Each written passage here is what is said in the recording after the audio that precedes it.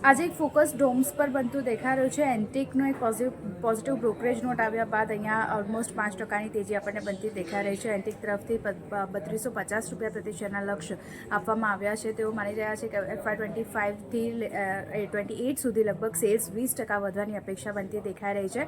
Pants, paper kit અને combo આ કેટેગરીમાં ખાસ કરીને કંપની વધારો કરી રહી છે। બેગ્સ અને ટોય કેટેગરીમાં પણ હવે કંપની પ્રેઝન્સ પોતાની વધારી રહી છે। નાણાકીય વર્ષ 2024થી જે ઇનોવેશન એડ્સ દ્વારા નફાકારક પોર્ટફોલિયો વિસ્તરણ પર ધ્યાન કેન્દ્રિત કર્યું છે। કંપની એના દ્વારા 500 SKU કંપનીએ ઉમેર્યા છે। સાથે આગામી નવી 44 એકર ક્ષમતા સાથે સુપર થ્રેડ્સનું જે તાજેતરનું એક્વિઝિશન કરવામાં આવ્યું છે એને કારણે ગ્રોથ આગળ વધતો જોવા મળી શકે છે। ડોમ્સના હાલના લગભગ 1,45,000 આઉટલેટ્સ છે, જેમાં લગભગ 3 લાખ આઉટલેટ્સ જે છે તે સુધી વિસ્તરણ કરવાની યોજના કંપનીની બનતી દેખાઈ રહી છે। અને સ્ટેશનરી પ્રોડક્ટ પર જે GST 12%થી ઘટાડીને 0% કરવામાં આવ્યું છે, એને કારણે ખાસ કરીને ઓવરઓલ સપોર્ટ જે છે તે અહીંયાથી કંપનીને મળતો જોવા મળશે। તો એક પોઝિટિવ બ્રોકરેજ નોટ બાદ ડોમ્સમાં એક સારી ખરીદારી આપણે જોઈ રહ્યા છીએ।